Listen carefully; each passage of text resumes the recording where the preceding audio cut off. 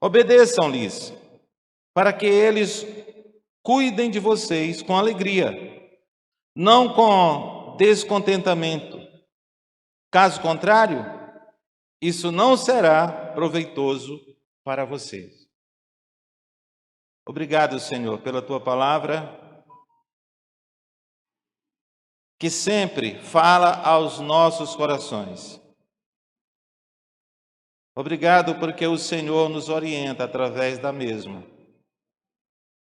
E que o teu Espírito, que habita em cada um de nós, motive-nos e até mesmo incomoda-nos a colocarmos em prática aquilo que o Senhor fala a nós. Queremos ouvir a tua palavra esta noite.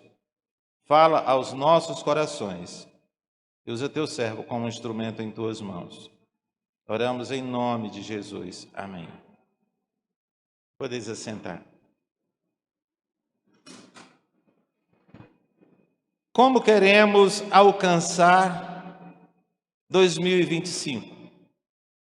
Você já pensou sobre isso? Como você tem se planejado para 2025? Aqui nós temos algumas propostas que podemos tomar para nós. Algumas propostas bíblicas, algumas propostas vindas de Deus para nós.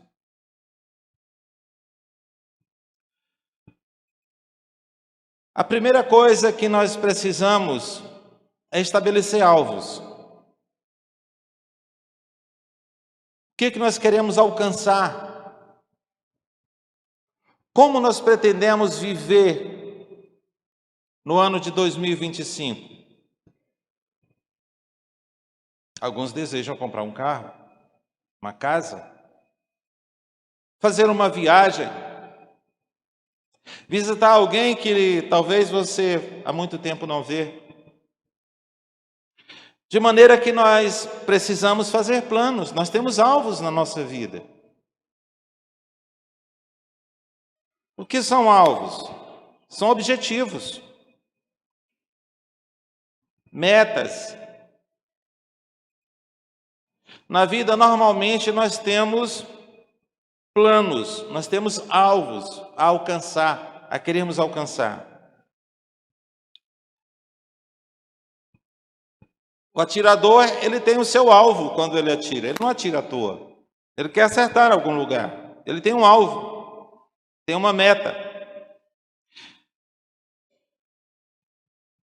O atleta, ele também tem um objetivo na sua competição.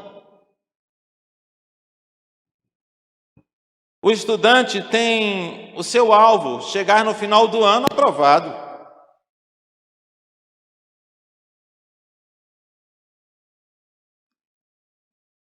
A vida toda, ela é feita de alvos, ela é feita de projetos. Mas nós queremos falar esta noite de alvos, de projetos na vida de um crente que deseja ardentemente obedecer a Deus, agradar o seu Criador. Nós temos alguns exemplos. Um deles é o apóstolo Paulo, talvez um dos mais admirados dos apóstolos, e que se esforçou sobremaneira para alcançar alvos como ele alcançou tantos. 1 Coríntios capítulo 9, versículo 26. Nós alcançamos aqui, nós vemos o apóstolo Paulo falando aos crentes de Coríntios.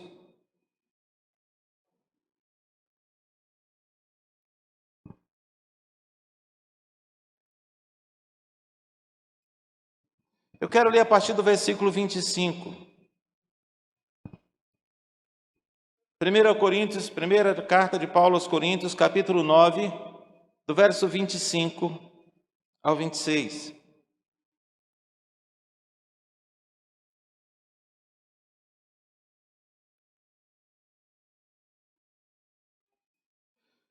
Todos os que competem nos jogos se submetem a um treinamento rigoroso para obter uma coroa que logo perece, ou coroa corruptível. Mas nós, o que fazemos para ganhar uma coroa imperecível, ou perpétua, ou eterna? Sendo assim, não corro como quem corre sem alvo, e não luto como quem esmurra o ar. O apóstolo Paulo, ele tinha um objetivo na sua carreira cristã.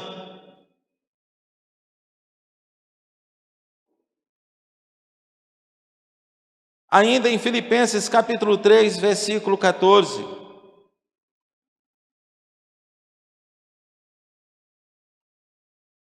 Filipenses capítulo 3, verso 14. Diz: prossigo para o alvo, a fim de ganhar o prêmio do chamado celestial de Deus em Cristo Jesus. O objetivo dele era chegar aos céus, chegar à presença de Deus. Embora ele tendo certeza de que após a sua vida terrena ele estaria no céu, ele queria cumprir integralmente a sua missão aqui na terra. A maioria de nós não sabemos que missão nós temos aqui na terra, não sabemos muito o que devemos fazer. Andamos como quem anda sem rumo. E a nossa vida não pode ser assim. Há pessoas que passam uma vida inteira na igreja e não crescem espiritualmente, porque não tem alvo, não tem objetivo de vida. Eu estou falando de vida cristã. Eu estou falando de relacionamento com Deus. Há pessoas que vivem uma vida inteira e não muda. Não muda para melhor. Quando muda, não muda para pior, porque não conhece a Deus e acha que conhece. Quais são os nossos alvos na vida cristã, como cristão, como servo de Deus? Você tem algum objetivo como cristão? Este ano, vou ler a Bíblia toda. Este ano, vou ler todos os dias um capítulo da Bíblia. Este ano, prometo que vou participar da maioria dos cultos da minha igreja. Este ano, prometo que vou ser fiel na contribuição dos dízimos e das ofertas.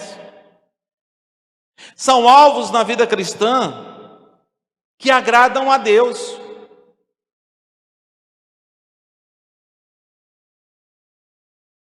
Nós precisamos estabelecer alvos que estejam de acordo com a vontade daquele que nos deu a vida.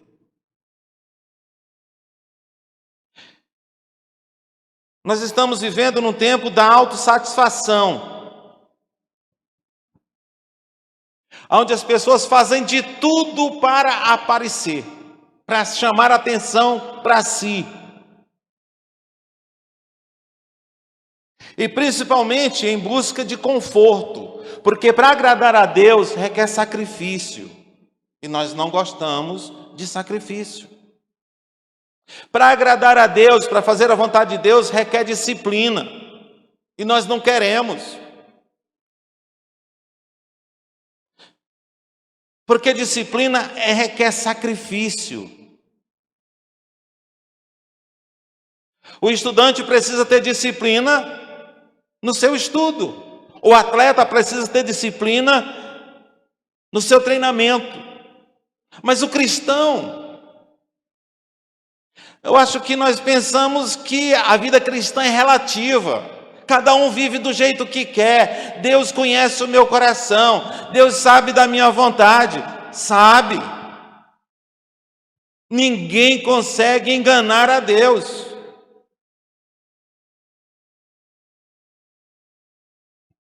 Nós não podemos viver nesta vida como quem não quer chegar a lugar algum.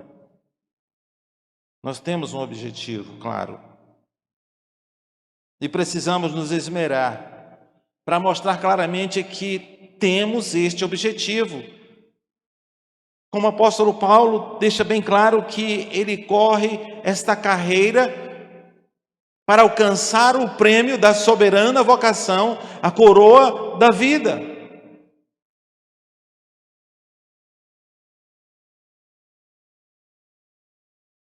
Em segundo lugar, nós precisamos ter espírito de disciplina. Se nós estabelecermos alvos e não tivermos disciplina, você não vai chegar a cumprir nenhum dos alvos.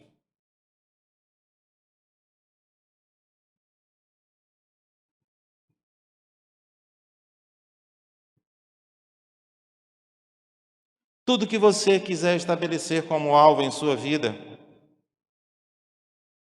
vai precisar de disciplina para cumprir. Tudo.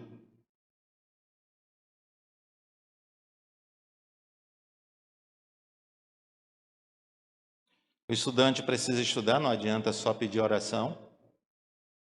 Ore por mim que eu vou fazer prova. Você estudou?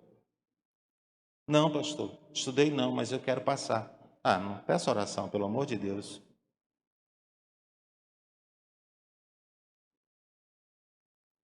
Certa vez um lutador, minha ovelha,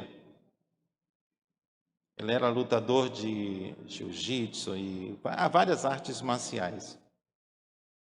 E aí aqui em Teresina chegou, não sei quem é que lembra aqui do Rei Zulu, que lutou lá no ginásio poliesportivo, como é que chama? Albertão não, Verdão. Aí ele chegou para mim e disse: pastor, chegou um sujeito aqui desafiando, dizendo que no Piauí não tem macho.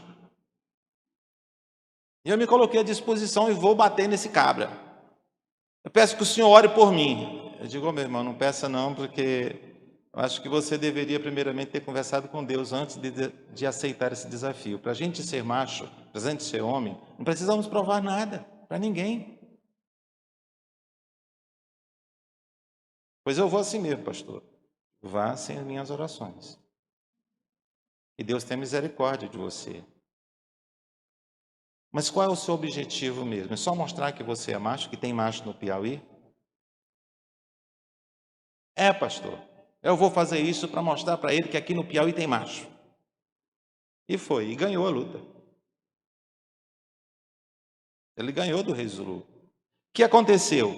Ele apareceu para a mídia, aí já não tinha mais paz, porque era uma luta atrás da outra, o objetivo agora era vencê-lo. O objetivo era ganhar dele. Era um atrás do outro, ele já não ia mais à igreja. Um dia ele chegou para mim e disse: pastor, não aguento mais isso. Eu digo: você sabia que ia chegar a isto, porque a fama leva a perder a paz. Por isso eu disse para você não se meter com esse negócio. Você perguntou a Deus se você deveria ir, qual era o objetivo principal seu? Eu digo: acho que você precisa começar a recusar essas lutas. Voltou para a igreja, estabeleceu novos alvos de vida, casou-se e agora está servindo a Deus de maneira que agrada a Deus. Não significa que os seus alvos foram um dia equivocados, que simplesmente alimentam o seu ego, que você não pode mudar hoje. Porque muitos alvos da nossa vida, simplesmente para nossa autossatisfação. E um servo de Deus, uma serva de Deus, tem que traçar alvos para a sua vida que agrada o seu Salvador. Porque alvos que simplesmente agrada e afaga o nosso ego, são alvos que não nos traz nada eterno, nada.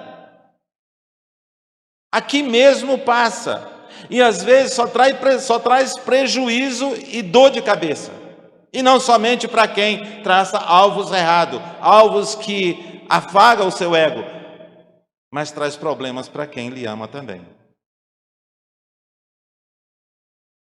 Quando nós somos egoístas e queremos viver o nosso bel prazer, achando que a vida cristã é algo relativo, cada um deve viver do seu modo, cada um traz os seus alvos do jeito que você quiser, sem consultar a Deus, paga o preço.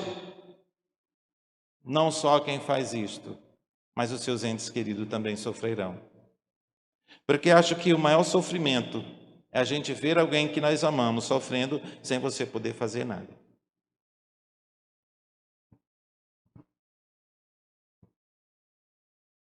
A disciplina na vida de um servo de Deus. O profeta Daniel foi um exemplo.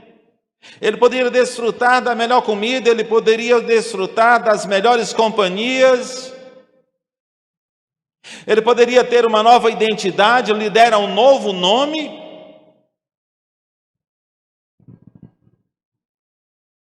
Mas ele se recusou a perder a sua identidade. E Deus se agradou disto. O livro do profeta Daniel, capítulo 1, versículo 8.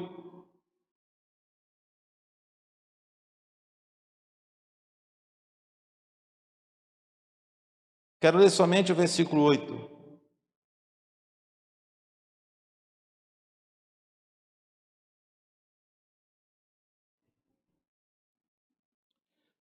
Daniel, contudo, decidiu não se tornar impuro com a iguaria e o vinho do rei, e pediu ao chefe dos oficiais permissão para se abster dos alimentos e do vinho.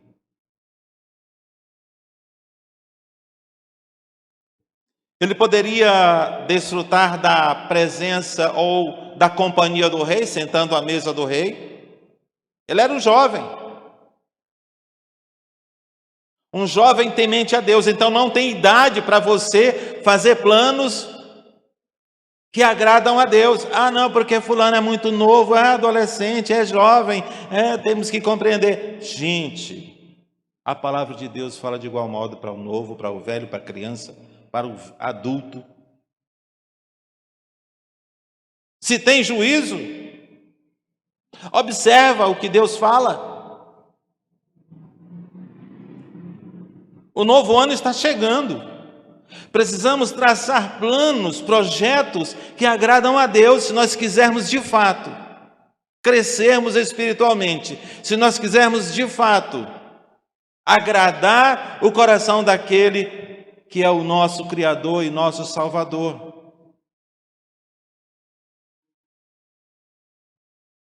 Daniel se recusou a se contaminar com as iguarias do rei. E ele achou graça ao coração de Deus.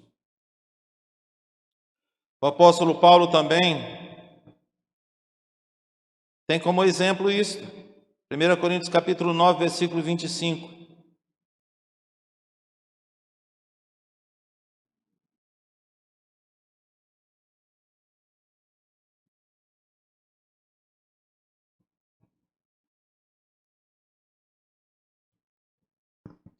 Requer disciplina. O apóstolo Paulo era um homem extremamente disciplinado.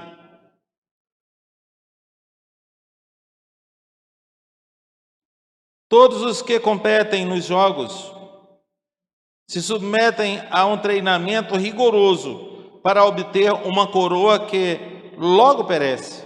Mas nós o fazemos para ganhar uma coroa imperecível. O apóstolo Paulo, ele tinha essa disciplina no coração, porque ele sabia qual era o seu interesse principal, que era agradar a Deus.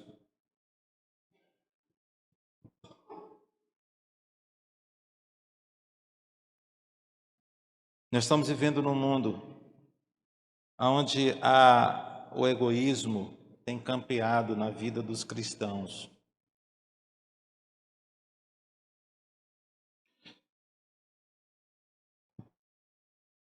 Conversando com um pastor, um amigo, ele disse: pastor, eu não vou mais continuar na igreja que eu estou pastoreando. Eu digo: mas por quê? Eles querem determinar até que o assunto que eu devo pregar. Eu digo: meu irmão, então você tem que sair mesmo. Quando as ovelhas estão querendo determinar o que é que você tem que pregar, elas não vão se alimentar do que elas precisam se alimentar. Porque quem vê a necessidade do paciente é o médico. Quem vê a necessidade da igreja é o pastor. E há muitos membros de igreja que querem ensinar o pastor a pastorear. Então vá pastorear, procure pastorear uma igreja, para ver se você consegue. É fácil, é simples, né? Mas tem muitos querendo se meter no ministério pastoral e dizer: olha, pastor, você tem que fazer assim, assim, você deveria fazer isso, porque eu não concordo com isso, com aquilo. E aí nem sabe por que o pastor está tomando determinadas atitudes.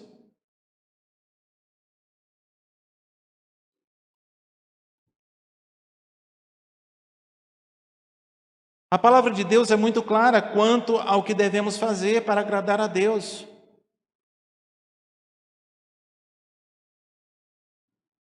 O texto bíblico que nós lemos de Hebreus, toda a palavra de Deus ela é fantástica. Cada vez que a gente lê um texto, a gente fica embebecido, fica maravilhado, porque ela é sempre atual. E ela fala de forma tão incrível aos nossos corações. Eu li para ele esse texto aqui, eu digo: seja constante no amor fraternal. Não se esqueçam de hospedar, pois foram praticamente, aliás, pois foi praticando a hospitalidade que, sem saber, alguns acolheram anjos.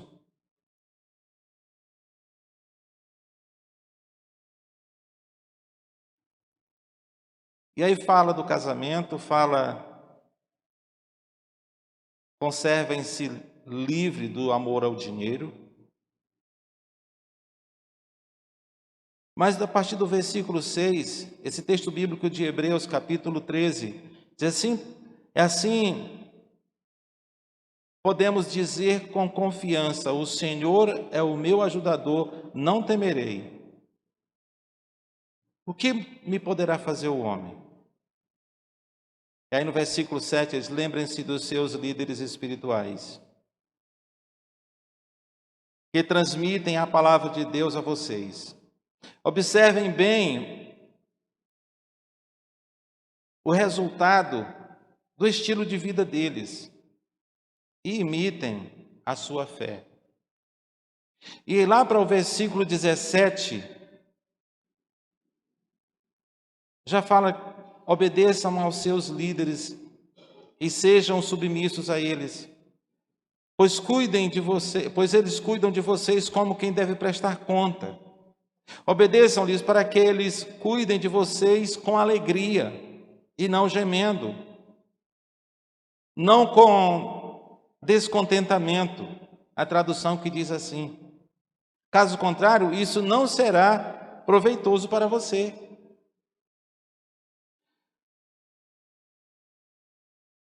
Se nós quisermos fazer o propósito de fato agradável a Deus, nós temos que ler a palavra de Deus e ver o que ela nos orienta.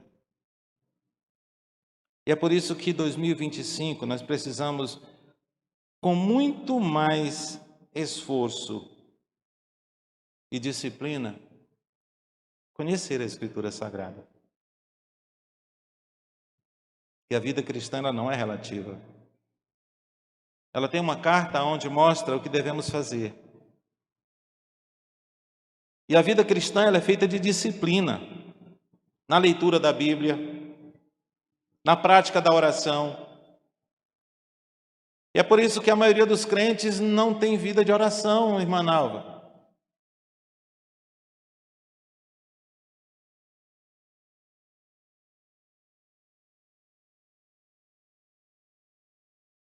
A busca da santidade requer disciplina.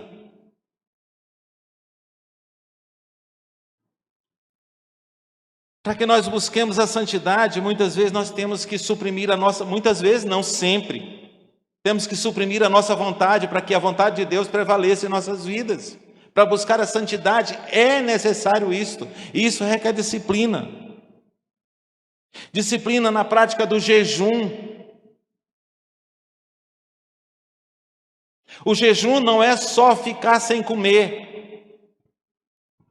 Eu vi um jejum interessante outro dia. Eu digo, meu Deus do céu, que já estão inventando coisa.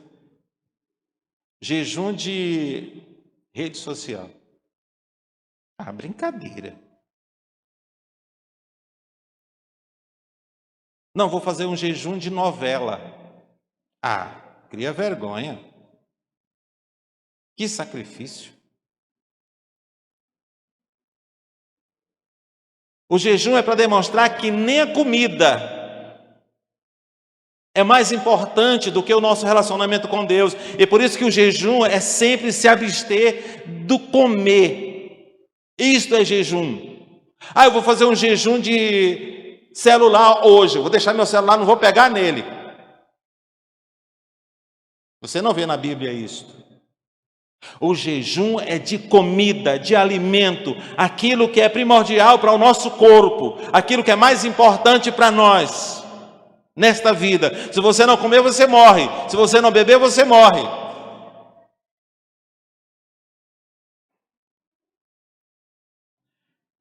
Requer disciplina. A vida cristã, ela é sempre. Não, mas disciplina é muito sacrifício. Esse texto que nós acabamos de ler, de Hebreus, capítulo 13, diz que precisamos fazer o mesmo sacrifício que Jesus Cristo fez na cruz. Porque Ele subiu a cruz por nós. O sacrifício que nós temos que imitar a Cristo é mortificar os nossos desejos, nosso egoísmo, a nossa natureza humana. E isso tem que acontecer dia após dia, porque todos os dias ela ressuscita. Quando você tiver menos esperando, a natureza humana vem lhe dar uma rasteira. Você faz o que você não gostaria de ter feito. Mas melhor do que a gente cair, é se levantar e continuar. Ninguém planeja a queda. Mas sem disciplina na vida cristã, a queda pode ser uma realidade. Uma disciplina que nós precisamos ter que a maioria dos crentes não tem. A entrega dos dízimos e das ofertas alçadas. Isso é coisa do Velho Testamento. Eu já vi crente, eu digo sem vergonha, que diz que isso é coisa do Velho Testamento. Eu quero que me provem que isto é coisa somente do Velho Testamento. Pastor, você fala muito de dinheiro. Jesus Cristo, então, é pior ainda, porque acho que ele mais falou do dinheiro do que de qualquer outra coisa. E uma lição ele deu a seus apóstolos: dai a César o que é de César e dai a Deus o que é de Deus. Os fariseus eram tão apegados ao dinheiro que para eles não servir aos seus pais, para não acudir os seus pais financeiramente, ele dizia que o que eu tenho é corbã. O que eu tenho é sacrificado a Deus, eu não posso lhe dar, meu pai e minha mãe. Deixavam os pais padecerem necessidade e eles faziam conchavos ou corrupção com os sacerdotes. Isso, olha, quando meus pais procurarem aqui, diga que isso aqui é corbã ou coisa consagrada a Deus, eu não posso mexer, eu não posso dar para ninguém. E o Senhor Jesus Cristo chamou eles de hipócritas, porque eles davam o dízimo até do coentro, da hortelã, daquilo que é plantado no canteiro. O dízimo era sagrado para eles. Mas uma coisa faltava no coração deles: o amor. E, meus amados, vida cristã sem amor é como sal sem sabor. É como sino que não faz barulho. 1 Coríntios 13 é simples, é fácil de você perceber. Ah, mas eu tenho esse dom e ninguém se meta, porque eu vou passar por cima. Cadê o amor? A regra é esta, isto aqui tem que ser do meu jeito. Gente, isso não é amor. O amor de Deus nos justifica pela fé. Não somos dignos, de forma nenhuma, das misericórdias do Senhor. Mas o seu amor nos alcançou. E Ele quer que nós amemos uns aos outros da mesma maneira que Ele nos amou. O nosso apego deve ser um ao outro, o nosso apego deve ser a Deus, e não ao dinheiro, e não aos seus bens materiais. Muitas pessoas pregam sobre o jovem rico, diz, o jovem rico tinha muitas posses e ele recusou a salvação, porque Jesus Cristo disse para ele vender tudo que tinha e dar aos pobres. Mas tem muitos pobres que são mais apegados ao dinheiro e ao que tem do que muitas pessoas que têm mais coisas.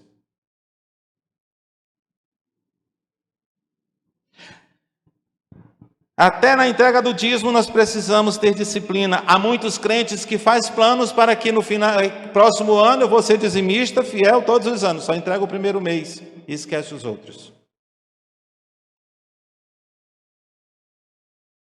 Disciplina não é legalismo, queridos. Muitos pensam que a forma como nós servimos a Deus, cada um faz do seu jeito, Deus entende. E não é assim. Disciplina é sinônimo de compromisso.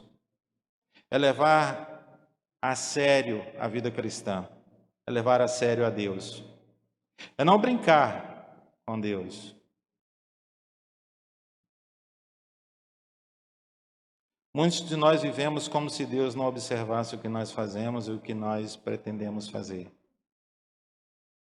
Mas até antes que as nossas intenções venham à nossa mente, Deus já está ciente.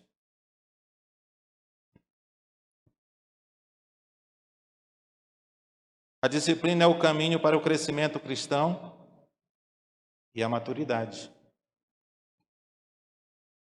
A disciplina leva-nos a isto. Para concluirmos, como tudo isso pode ser possível? Alvos, como nós podemos cumprir os nossos alvos?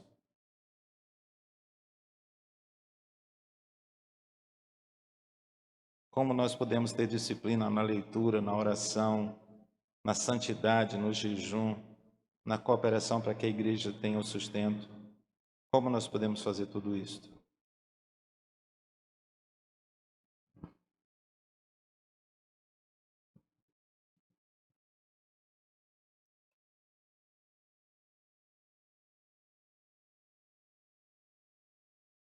O profeta Isaías disse ao povo de Deus,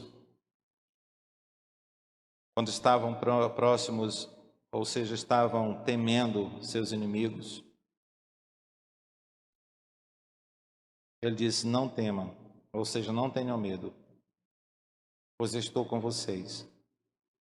Não desanime, pois sou o seu Deus.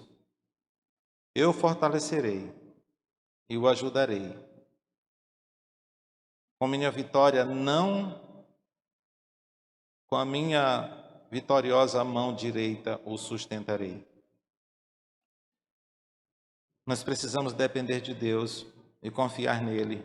Se levarmos a sério a nossa vida de querer agradar a Deus, os nossos alvos são cumpridos. Por mais impossível que seja cumprir, o nosso Deus é aquele que nos dá vitória.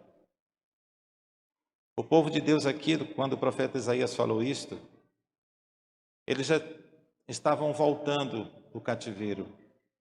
Deus tinha usado seus inimigos quando eles estavam desobedientes, quando eles estavam ignorando a Deus. Deus os permitiu que eles fossem derrotados. Mas a partir do momento que eles clamaram a Deus e reconheceram quem era Deus, o Senhor os trouxe de volta à sua terra e os abençoou. Israel, a história de Israel foi sempre assim. Eles ignoravam a Deus, Deus os castigava. Eles buscavam o Senhor, Deus os restabelecia.